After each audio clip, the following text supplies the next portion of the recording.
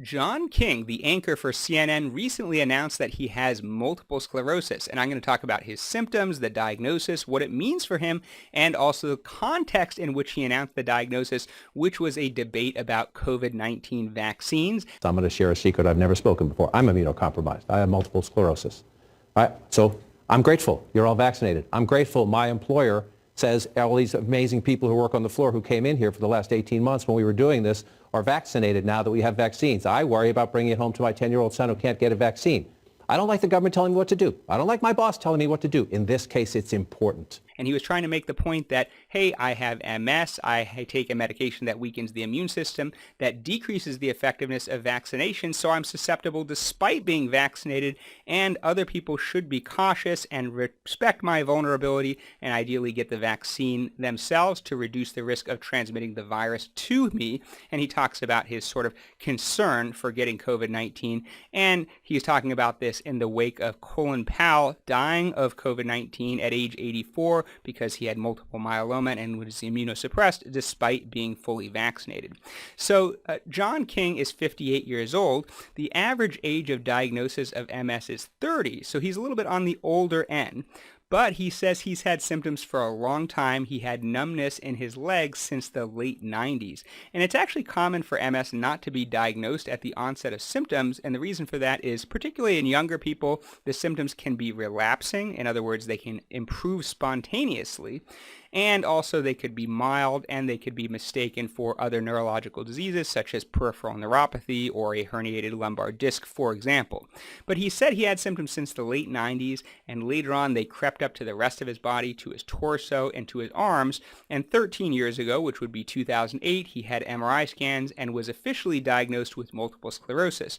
He states that he has good doctors and takes medications and has been relatively stable since that time, but has slowly progressed and has had some worsening problems.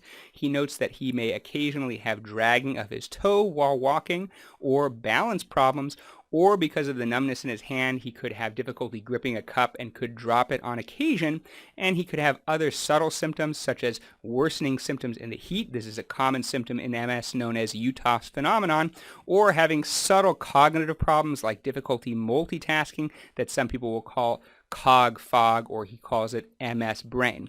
Now, MS is more common in women. About 75% of people in the United States with MS are women, but many people with the disease are men, of course. So he's not so atypical. It's a common misconception that MS is a white disease. Our research in Southern California, Kaiser Permanente, showed roughly equal risk in people of Hispanic descent and African descent. Asians and Native Americans seem to be at lower risk. Now, he's done relatively well, and he attributes this to medication. MS has a very wide range of prognosis. Some people develop significant disabilities, but some people have very mild disease. I have a patient with progressive multiple sclerosis for many years, is around 70 years old, and still has no major problems. In fact, at one point completed a 50-mile walk and has never taken any medication. So it just varies quite a bit. It's not uncommon for an older person who's had MS for many decades to have relatively mild problems. Now, of course, it's easy for me to say he has mild problems. The way he describes his problems, it's quite significant and impairing, and I give him a lot of credit for being so successful despite his disabilities. Now, he talks about the problem of the COVID-19 vaccines being less effective in people taking certain medications or with certain medical conditions. Now, this is definitely true. So people with multiple sclerosis on its own are not necessarily at increased risk with COVID-19. The exception being people who have advanced disabilities, who may have swallowing problems, and may have an increased risk of various diseases, including pneumonia. For people who have more mild to moderate disabilities, we don't believe the disease itself increases the risk with COVID-19.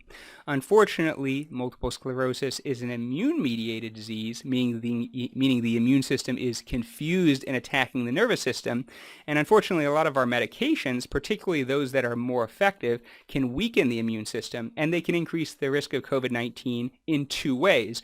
One, by just weakening the immune system overall, and two, by decreasing the effectiveness of vaccines. The whole way that vaccines work is they stimulate your immune system and they generate an adaptive immune cell response, and a response of T and B lymphocytes, which can be diminished with certain multiple sclerosis medications.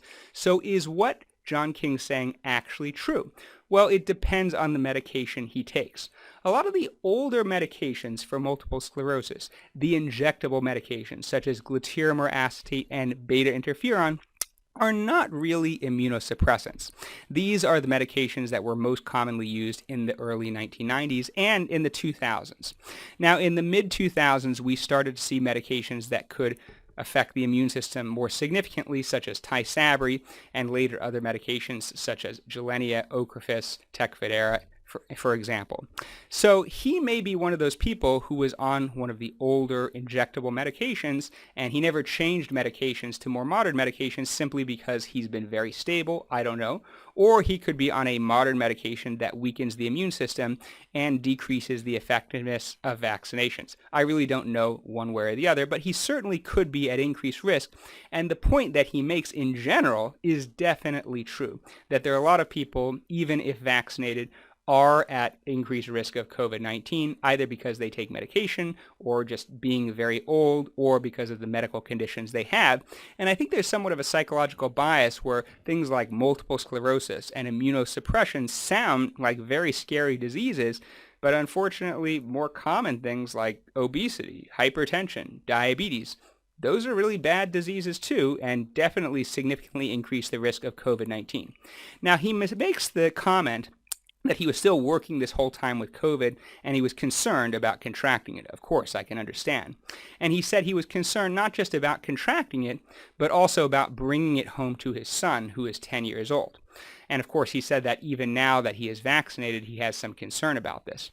Now, generally speaking, the risk to a healthy 10-year-old is very low. Of course, I don't know if his son is healthy or not. There's some research from Germany taking the average of 4 studies looking at the infection fatality rate for the age group 5 to 14, that for that group, the infection fatality rate of COVID-19 is only about 1 in 57,000. Other studies give a value around 1 in 100,000. So it's very, very unlikely for children to die of COVID-19. However, the rate of hospitalization is significantly higher, maybe on the order of 1 in 750 and 1 in 1,000. We see things like multisystem inflammatory syndrome in children, which we do see a decent amount of, and the children tend to recover, but they can get quite sick. Now, the point I'm trying to make is that despite the fact that he's vaccinated, he really should be more concerned about his son infecting him than him infecting his son. And the reason is, despite being vaccinated, just based on his age and potentially taking an immunosuppressive drug, he's likely much higher risk than his son. And I can tell you, I'm a partner of a medical group. I can see all our internal data. The number of people in the hospital over 50, despite being vaccinated with COVID, is still greater than the number of children who are mostly unvaccinated with COVID-19. Although there are a disproportionate number of unvaccinated children with COVID-19 who are hospitalized right now. Not to say that children shouldn't get the vaccine, just their risk is in general lower. So anyways, I give John a lot of courage for coming out and talking about having multiple sclerosis. A lot of people with MS don't like to talk about it. They're very concerned that their employer may discriminate against them. I actually know of a woman who is a neurology resident who felt that she was treated differently when she told her colleagues that she had multiple sclerosis, even though she's in a setting where you think people would be very sensitive to that type of disability. And he thought that he just didn't feel comfortable talking to people about it. And at the time, his symptoms were more mild and he could conceal it quite easily. And even today, he says he considers himself very lucky that he's done so well. Anyways, I'd be interested to know your thoughts. Please post in the comments below. And if you have any suggestions for future videos.